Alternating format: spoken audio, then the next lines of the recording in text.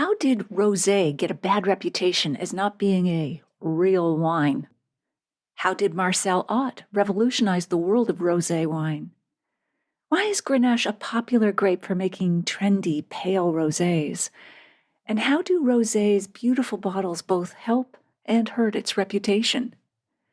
In today's episode, you'll hear the stories and tips that answer those questions in our chat with Rasmus Emborg and Jens Honoré, the author and photographer, respectively, who have published The Rosé Revolution. By the end of our conversation, you'll also discover how Jens and Rasmus developed a love for rosé, what Rasmus finds most satisfying about owning a vineyard, why Jens and Rasmus wanted to produce their book independently, why Jens photographed the winemakers in black and white using an analog camera, and I must say, the results are spectacularly stunning. The most challenging aspect of writing the Rosé Revolution, whether there are benefits to the shape of the iconic Domaines Ott bottles, some of the wildest rosé bottle designs Jens found while researching Rosé Revolution, the role ultra-premium rosés play in the market, and the factors that have made Whispering Angel Rosé so successful beyond great quality.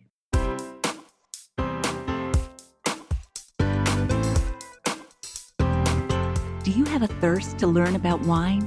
Do you love stories about wonderfully obsessive people, hauntingly beautiful places, and amusingly awkward social situations? Well, that's the blend here on the Unreserved Wine Talk podcast. I'm your host, Natalie McLean, and each week I share with you unfiltered conversations with celebrities in the wine world, as well as confessions from my own tipsy journey as I write my third book on this subject. I'm so glad you're here. Now pass me that bottle, please, and let's get started. Welcome to episode 336. So there I was, remote in one hand, wine glass in the other. I've been falling down a TV rabbit hole lately with White Lotus, The Pit, and Your Friends and Neighbors. Golden age of television? Or am I just devolving into undisciplined couch jello? Hard to say. But these shows got me thinking about the wines I just tasted. Wine critic brain never turns off. Sorry, not sorry. The characters in these shows reminded me of some absolutely gorgeous bottles in my latest wine reviews.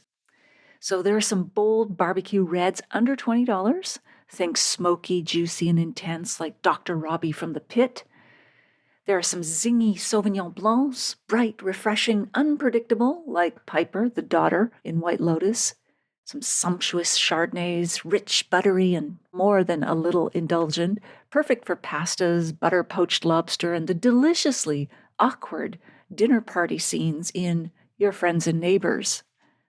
And bubbly beauties from Champagne to Cremant. They're perfect Mother's Day gifts and pure Parker Posey, the mother in White Lotus. Memorable, a touch dramatic, and absolutely worth celebrating. Do you need a no-nonsense wine shopping list for your next liquor store run? Well, I've got you covered with my latest reviews, and we'll put a link to them in the show notes. You'll have the perfect pairings ready for your next binge watch of The Last of Us, Black Mirror, Ransom Canyon. I could go on. Just curious, what's in your glass these days, or sometimes just as importantly, what's keeping you glued to the screen? Let me know at natalie@nataliemclean.com. Right, okay, before I lose the script here, back to today's episode. Although we don't have copies of Rosé Revolution to give away, my bad, I forgot to ask, I encourage you to buy it as it's a gorgeous coffee table book. I still, though, have 3 copies of the award-winning book Vines in a Cold Climate by Henry Jeffries, last week's guest. If you'd like to win a copy, please email me and let me know that you'd like to win a copy. It doesn't matter where you live. I'll choose 3 winners randomly from those who contact me at natalie@nataliemclean.com. In other bookish news, if you're reading the paperback or ebook or listening to the audiobook of my memoir, Wine Witch on Fire, Rising from the Ashes of Divorce, Defamation, and Drinking Too Much, a national bestseller and one of Amazon's best books of the year, I'd love to hear from you at natalie@nataliemclean.com. I'd be happy to send you beautifully designed, personally signed book plates for the copies you buy or give as gifts. I'll put a link in the show notes to all retailers worldwide at nataliemclean.com/336. The paperback usually arrives within a day or two of ordering, and the ebook and audiobook are, of course, instantly available. Okay, on with the show.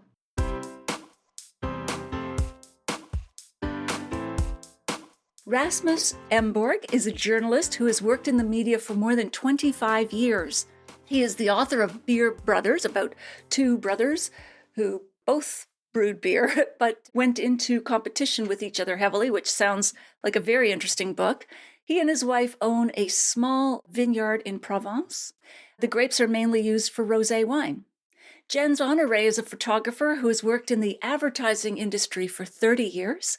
In 2018, he published A Place to Dream for SOS Children's Villages, and in partnership with Jens Vilstrup, he published the book Farewell to a Black and White World about the UN's 2015 Sustainable Development Goals. He's also contributed to Building a Dream about Lego owner Kjeld Kirks and Christensen's realization of the Lego House. In 2021, he published The Right to Food about homeless people's relationship with food. He lives in New York and is a wine enthusiast. Rasmus joins us from his home in Copenhagen, Denmark. Jens from Northport in New York. Welcome, Rasmus and Jens. We're so glad you're here. Thanks a lot. Thanks for having us. Thank you very much. Okay. Before we get into the whole rosé book, let's focus on how you two met. What was the first time you met? Where and when? And then most importantly, what was the first wine you shared together? Well, actually, we met many years ago. Actually, I think we met just before we started drinking wine. Jens and I, we are old school buddies, high school buddies. I guess we were around 15, 16 years when we met for the first time. And I'm quite sure that the first alcohol we had together was beer. Ah, okay. Quite the good start. Did you both develop a love for rosé at the same time, or did one lead the other, or how did that happen? Well, I don't know about that because I know Rasmus for a while had that vineyard back in Provence. I know he was kind of getting into it maybe a little bit different than I did. But my story was I've always been a wine buff for many, many years, been a collector and was all red wine. So 85, 90% of what I drank was red wine. And then it became more white wine. And then I kind of revisited rosé wine and just got blown by the quality. I used only to drink Tavel. We'll get into that later in the book as well. And then I just rediscovered rosé wine and discovered how great the quality was, and also that you can actually drink good wine advertised the right way, which is just up my alley working in the advertising industry. So that was kind of my way into rosé. And Rasmus, what drew you to rosé wine? Was it quality or something else? I mean, my story with the rosé wine, I think, started 12 years ago when my wife and I did a small stroll around in the southern France village. Suddenly looked into the window of a real estate agent and we saw some pictures of an interesting property. And a month later, we were the owner of a small vineyard in Provence. That kind of made me dig into the world of rosé. I started exploring the world of rosé day by day, glass by glass. And as I got to know some of the best producers in the area and got to know what they were doing and how they, year by year, were developing the quality, and I realized that you could really get some interesting wine experiences from rosé, and that it was not only something that could bring some good atmosphere around a swimming pool or down on the beach. Well, then it got to me. It was also at that time the idea of capturing this ugly duckling story of a wine that had been looked down upon for so many years, but now was being turned into a real wine. That idea got to me and I developed it in my head. And then I started talking to people around it and I talked to Jens about it. And immediately he was getting the idea. And yeah, the rest is history. Absolutely. How close is your story to Peter Mail's story, A Year in Provence, Rasmus? Well, I've read the story and I find it interesting. I have some experiences like he had as well. Of course, mine is a more modern story, and I have the vineyard as my second home. my base is in Copenhagen. But yeah, it's been interesting. Every now and then it's given me some sweat in my face to develop this project. But I mean, it's besides having 3 kids, I think this is one of the best things my wife and I have ever done. Wow. What do you find most satisfying about it? I mean, I'm a foodie. I like food. I like to cook. I like wine. And getting familiar with this area, southern France, where you have a lot of good food and good ingredients. You go to the markets, and I bring it home in my kitchen. I start cooking. I visit the local producers. As you know, I have my own vines, and I've been discussing the character of the different varieties and, well, is this a good season or is it a bad season? Is it too warm? Has it been too rainy this spring? And so on. It is an adventure for me. It has brought some new dimension to my life. Yeah, absolutely. And I would say one of the key differences, Jens, about your book here and Peter Mail's or any other book on rosé is it's photographed beautifully. So, yeah, show us some of the pictures. Now, for those who are listening on the podcast, you'll have to go to the show notes and you can watch the video or you can see pictures. But what was your approach, Jens, when you were photographing for this book? I mean, it's such a big topic. How did you approach it? Well, that's a very good question because while we were discussing the upbringing of the book, we were kind of determined on making something that was also like an homage to the winemakers because, as you probably know as a wine professional, that making a good bottle of rosé is not easy. And it's been kind of looked upon on this kind of spillover secondary wine. And with our discovery and also with Rasmus having a place down in Provence and my kind of going from red wine and thinking it was too much and getting more and more into rosé wine, we discovered that it was more than a trend because a trend, if it's not good, it's not quality, it would go away within 2 years. And we've seen what happened in the market, and it was a big shift, not only for 2 years, but it stayed there for a long time. And the funny part was that all that market share that was going to rosé went from red wine drinkers. Oh, so it was red wine drinkers who were migrating over to rosé rather than mostly white? White wine has stayed the same, and rosé has kind of Ah, overtaken white wine now, and all the market shares in that market has gone from red wine into rosé wine. And as you probably know, rosé wine is basically red wine, but it's very different in the approach and also drinkability. But getting back to your question, we had a lot of talks and a long time preparing the book because, as you know, if you see one vineyard, you kind of seen them all. You pick a grape and you press it and you produce wine. So we spent a lot of time in our pre-production finding different stories, all based on high quality rosé wines, also showing that rosé wine can be produced all over the world. And you have different approaches, and all the story and the go-to approach to how to make a successful rosé wine is very different. That was kind of the benchmark we put on there. And then secondly, we don't have any sponsors for the book. We want to be independent because we want to do everything ourselves. So every word is written by Rasmus and every photograph in the book is done by me. So that was kind of the approach we used approaching the winemakers. And they all were very happy about it. They understood the seriousness of the book, but at the same time also wanted to show that it's a coffee table book with big, great photos in. And it's also done over a whole year to show that winemaking is a year-long process. all the different seasons. Yeah, there's a winter shot. Right. But then some of the winemakers we approached were more hesitant to be on board because who are you again? And we didn't have names in the wine industry. We just like a photographer and a journalist, right? Some of them understood it, and we just had the serendipity of meeting the right people at the right time and getting some really significant producers on board, and that made the whole process much easier. What I did and what Rasmus did was we went there several times and we wanted access to all the assets of making wine in the wine cellar. We also, of course, during the picking season, Rasmus had a sit down interview with the wine producers, the people who were like behind the brand. So, I mean, it was a big task, but also we want to make a book that is interesting. It's not only a coffee table book for looking at my pictures, please do, but it's also really, really well written by Rasmus because we want to pay respect to these winemakers. So by working over a whole season, it made it more easy for me to make it more interesting to look at. And then each portrait of the winemaker is done in black and white on an analog camera. Ah, black and white photos. Yes, very dramatic of the winemakers. That was a really great approach. And when they saw us coming with all that stuff, they were like, oh, you guys are serious. Because there's been a lot of winemaking books about rosé that was not that serious, more about like, the colors. And you get seduced by that because the marketing department behind Rosé is much stronger and much better, in my opinion, than red. And so do you think the black and white approach to your photos of the winemakers conveyed the seriousness, or is that the message you were trying to convey, that it's not all rainbows and unicorns?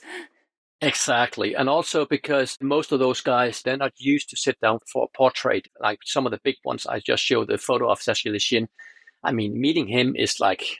Whispering Angel. The Whispering Angel guy. Sorry. Yeah. Thank you very much, Natalie. But I mean, meeting him was just like, it's rare. And for us to be given that chance and showing up with that camera and telling him what was the purpose, that just gained respect. And then they saw what we were doing.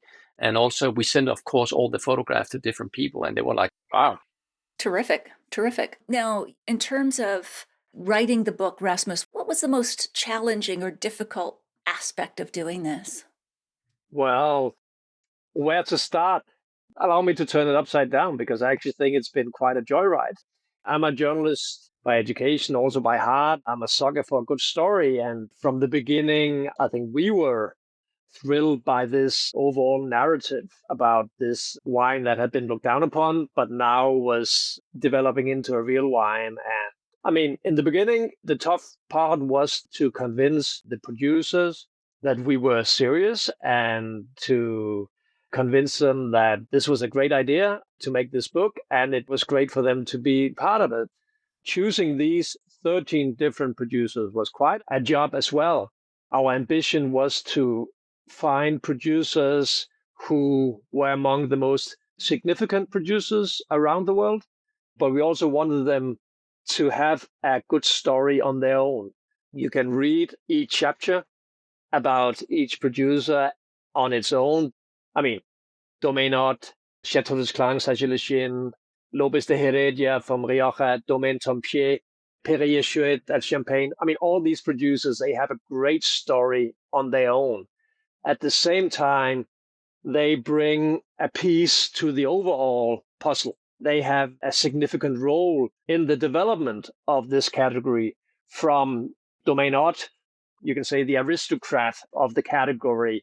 Marcel Ott was the first one who wanted to produce rosé in the way that we know it today, and up till Sacha Lechin of Château des Clans, who really set fire to the revolution. I mean, it's been tough. It's been hard work. And then we had the pandemic coming along, also giving some challenges while we were doing our research.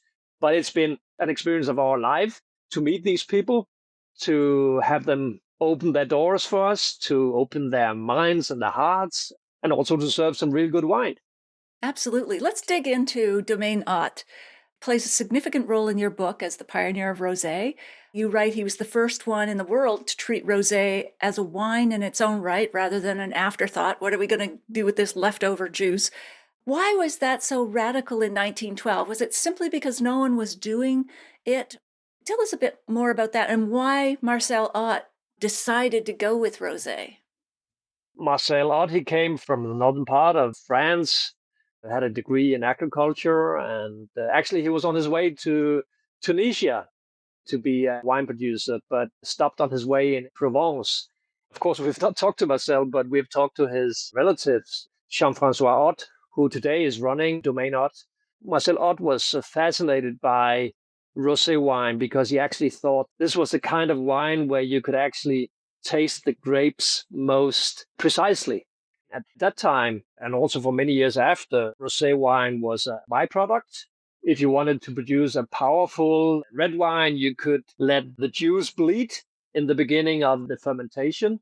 This is called the Sanier method. And this juice that came out, what should we do about it? Well, we can turn it into wine, and then we can use it for the people working in the farms or as a thirst quencher.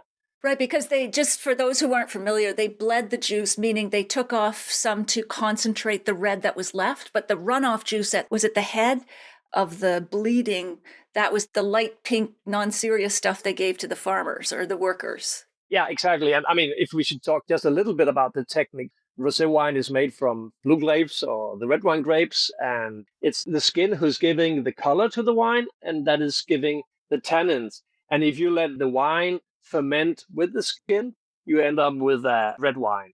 If you, in the beginning of the fermentation, take out, you let it bleed, as you described, the ratio between the juice and the skin is changed, and then you can get an even more powerful red wine. And this was pretty much the way rosé wine was produced, not with the ambition to actually to do rosé wine, but because you had a residual product that you could turn into something.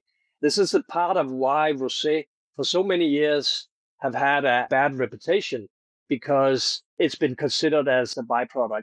It also meant that when the winemakers should choose what variety to have in their vines, where to position their vineyard, and at what time to harvest the grapes, this was all with the target to make the best possible red wine. What Marcel Ott was the first one to actually do was to choose the variety of grapes that gave the best rosé, to position the vineyards in the best possible way to make good rosé, and to choose the harvest time with the ambition to make the best possible rosé. And were the best grapes for rosé Grenache, Syrah Grenache? Grenache is the dominant rosé grape. It's the most popular rosé grape. What makes Grenache so good for rosé? Grenache is a grape with thin skin and very little pigment. So it brings little color to the wine. This is what a lot of producers are aiming for. This is the kind of rosé wine that is the most trendy these years. Pale, dry, crisp wine, what we call the Provence style rosé wine. But also Grenache has this natural sweetness that applies well to, say, the rosé wine category. Okay. And so Domaines Ott has that iconic bottle. Jens, I don't know if you can describe it. It's almost like two bulbs or something. Well, how would you describe that bottle? And did you photograph that one because it was so eye-catching? I did. And it's actually from Greece. He tried not only for rosé wine, but all these wines are produced and sold in those bottles because he wanted to kind of create a whole new standard for the industry. As you probably know in the book, there's a few of them who are like only rosé wine makers, but most of the producers in the book actually are winemakers, and they make 3 different wines: red, white, and rosé.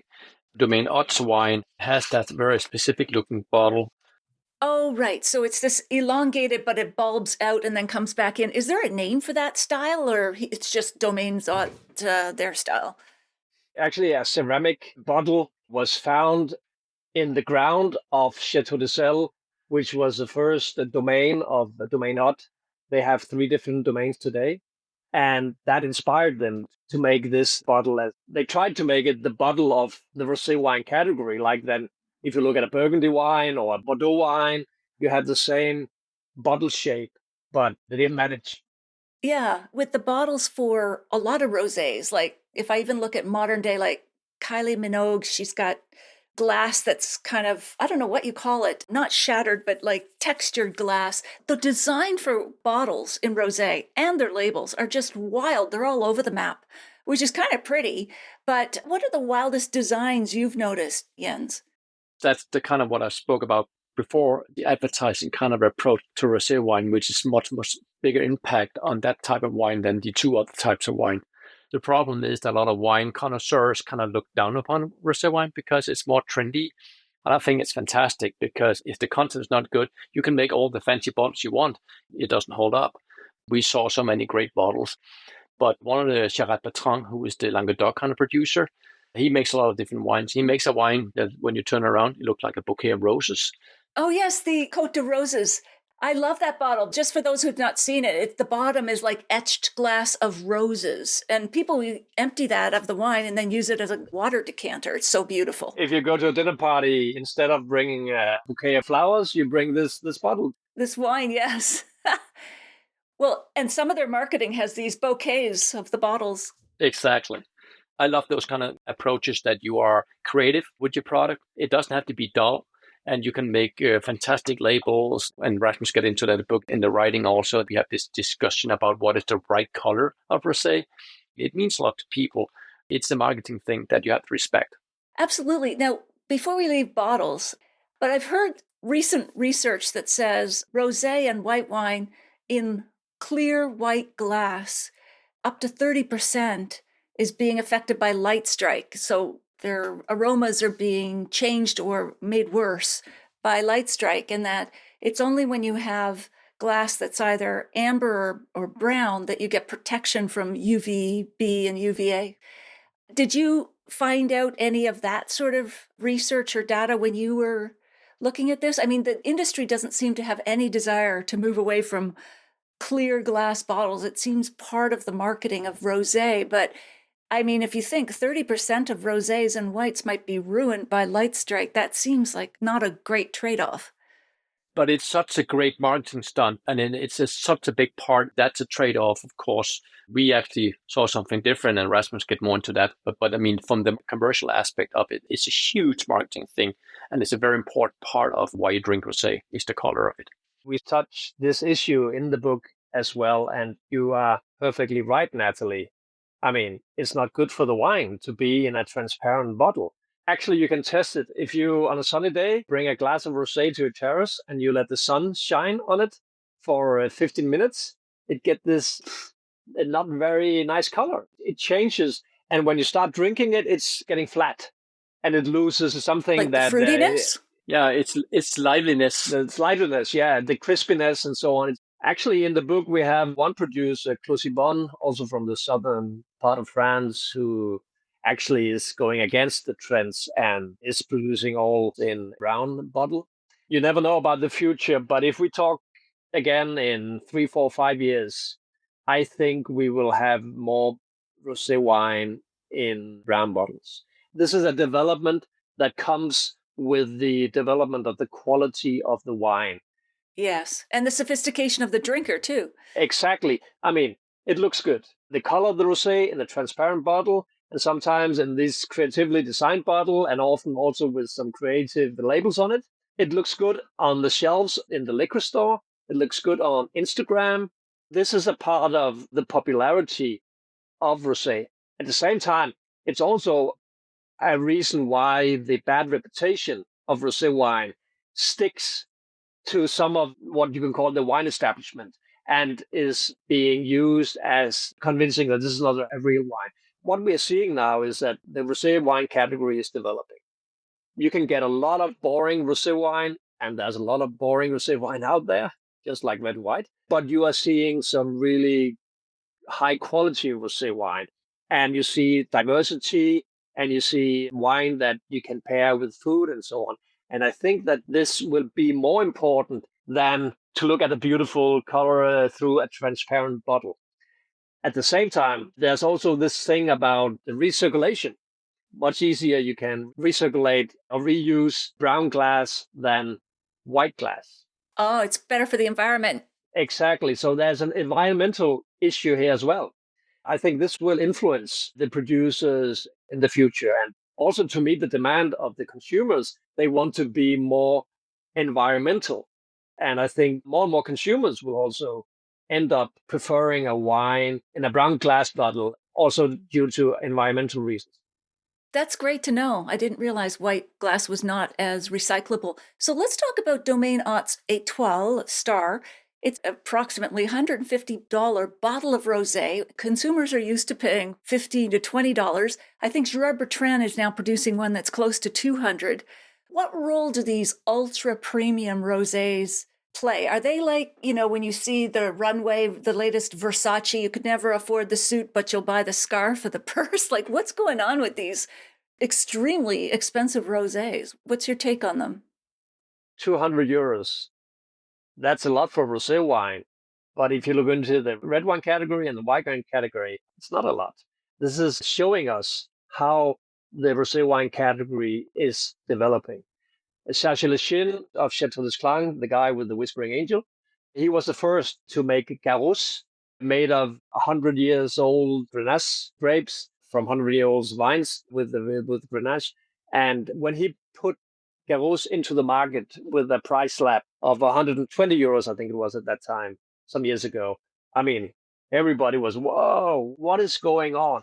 This is not part of his success. Garros is not a very big part of his business, but garros has given the attention to Chasselas and to the category. And I think it has helped changing the mind of the wine consumers and make them believe that it's worth paying a little more than 20 euros for a bottle of rosé wine. Right. There's an anchoring effect. And every time a producer does this, Domaines Ott with L'Etoile or Girard with Clos de Temple, and I mean, at this moment, they're actually competing to make the world's best rosé and also the world's most expensive rosé. And I think this competition and this development is lifting the whole category. It helps convincing people that rosé can be a really good wine. It can be a real wine, and it can compete with red and white wine on the top shelves. Absolutely. Yeah. Let's talk more about Whispering Angel. Whispering Angel created a big splash in the Canadian market. I don't know if it's $35 or $45. What was the key to success? Now, great quality, you have to have that. Was there something else? Was it the name? Did they do something specifically in the marketing of this rosé? Why do you think Whispering Angel has been so successful beyond, of course, its great quality? Well, he's got a background in winemaking from Bordeaux, where he's got a really famous family and all that. But before he even ventured into like selling the vineyard up in there in Bordeaux and buying this new vineyard down in the Provence, he had a plan, he had a vision that was purely driven by marketing experience, because he's been out there on the road for so many years. This is a French wine with an English name. That's not by coincidence. It is thought through from the get-go. He had a plan even before he started making wine for how to market his wine worldwide, and understand that this whole trend of rosé would be a global thing, not a French thing, not an American thing, not a Canadian thing, not a Danish thing, but a global thing, which also kind of underscored the need of our book. And I think that is super fascinating. And again, if then he didn't make a good wine, that whole thing will fizzle out without a year or two. Because it reminds me of the Super Tuscans. You know, they disrupted the whole category. So what did Sacha Lachine do? He got an English name, a beautiful English name, Whispering Angel. But what else specifically did he do to market this so cleverly, Rasmus? Actually, Chateau des Clang is just 5 kilometers from my own vineyard. So before digging into this and before starting the actual research of this book, I visited him a number of times. He's definitely part of the fascination and curiosity that led to the idea of making this book. And I think actually the story of Sacha Lachine is very representative of the whole story, because I mean, he comes out of a very famous wine family from Bordeaux. Is he related to Alexis Lachine? Or? Yes, that's his father. Oh, and what was he famous for? Just as a famous Bordeaux winemaker, or did he write a famous book too? He wrote some famous wine books, and he's been giving credit to actually being the one who introduced American audience to French wine. Godfather kind of image. Yeah, and he had the castle in Margaux. And well, he died, Alexis Lachine, and Sacha, his son, inherited this wine castle. And a few years later, he sold it. Whoa, that's a big move. Wow. And he spent the money on purchasing Chateau des Clang down in Provence. At that time, a low status wine region. And he said to the whole world, I want to make rosé wine, an equally low status wine. And the wine establishment was shaking their heads and said, what are you doing? And Lachine, he didn't care. He said, I want to turn rosé into a real wine. And yeah, as Jens is showing here, and everyone looked at us like we were completely crazy. I guess we were. He tells us when we talk to him.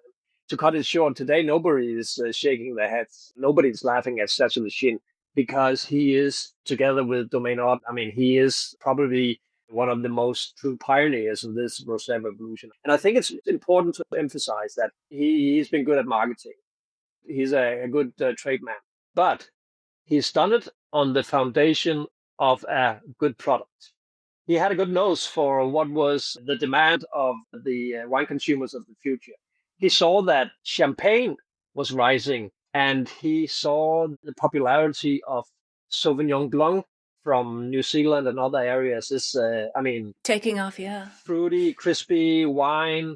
And he thought, well, these two things I can try to capture in a good rosé wine. And he invested in his production from the beginning, believing that he could higher the price point and that he could produce a wine that could be more than 10 or 20 euros.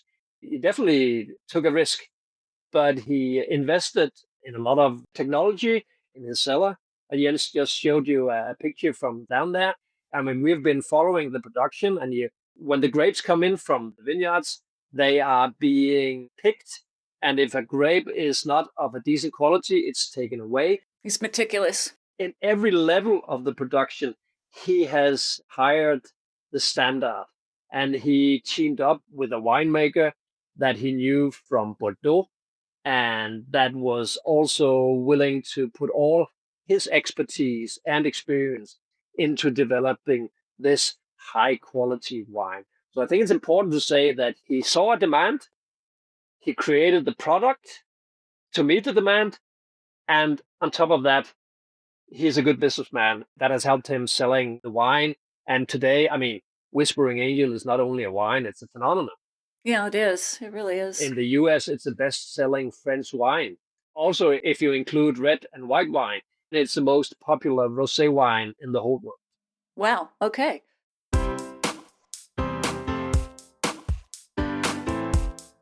Well, there you have it.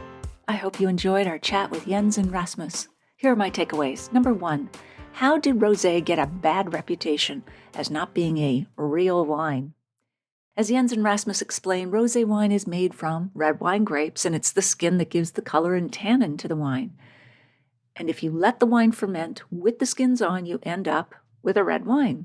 But if you let the wine bleed off or siphon off the palest portion, then the ratio between the juice and skin that remains is changed, and you get an even more powerful red wine.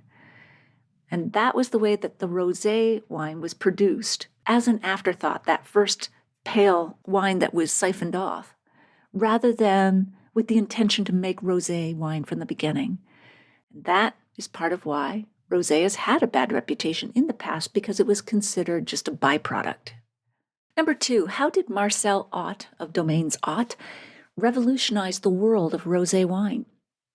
Marcel was fascinated by rosé because he thought that this wine expressed and showed the taste of the grapes most precisely.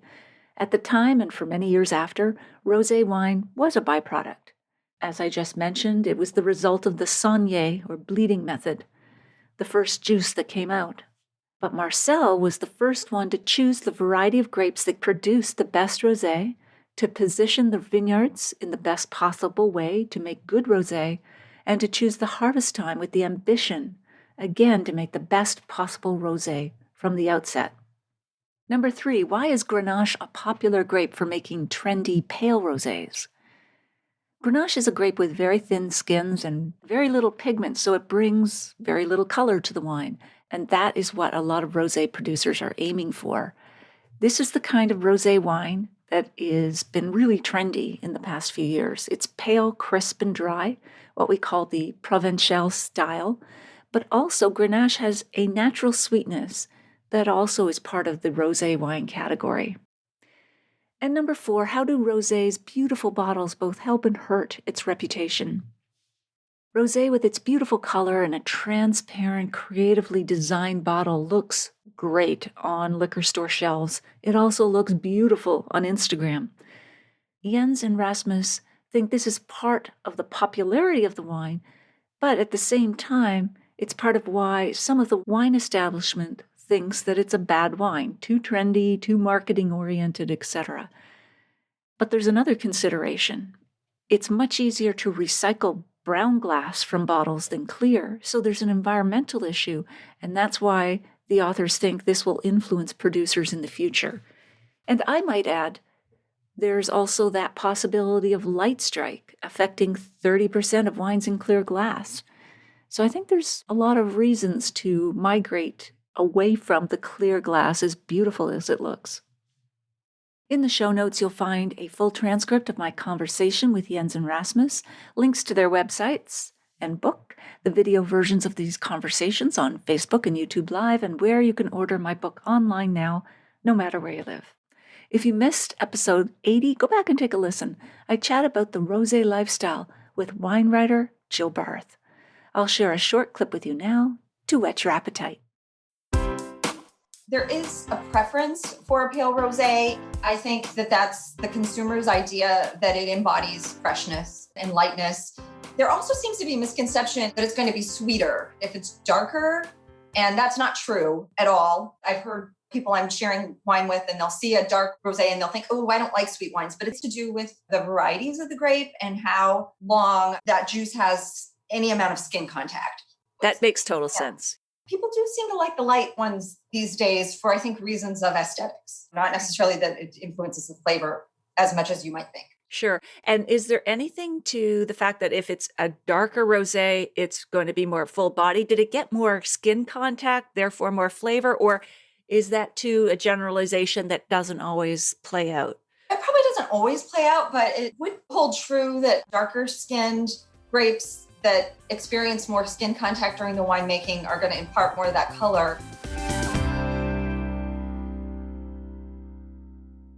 You won't want to miss next week when we continue our chat with Rasmus and Jens. If you liked this episode or learned even one thing from it, please email or tell one friend about the podcast this week, especially someone you know who'd be interested in learning more about rosé wines. And I have to admit, rosé is my personal go-to. It's what I'm drinking mostly these days and have been for quite some time. It's easy to find the podcast. Just tell them to search for Natalie MacLean Wine on Apple Podcasts, Spotify, their favorite podcast app, or they can listen to the show on my website at nataliemaclean.com/podcast. Email me if you have a sip, tip, question, or if you'd like to win one of 3 copies of Wines in a Cold Climate. I'd also love to hear your thoughts on this episode, or if you've read my book or are listening to it. Email me at natalie@nataliemaclean.com. In the show notes, you'll find a link to take a free online food and wine pairing class with me called The 5 Wine and Food Pairing Mistakes That Can Ruin Your Dinner and How to Fix Them Forever at nataliemaclean.com/class. And that's all in the show notes at nataliemaclean.com/336. Thank you for taking the time to join me here.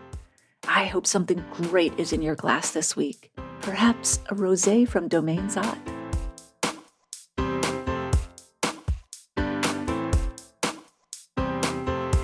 You don't want to miss one juicy episode of this podcast, especially the secret, full-bodied bonus episodes that I don't announce on social media.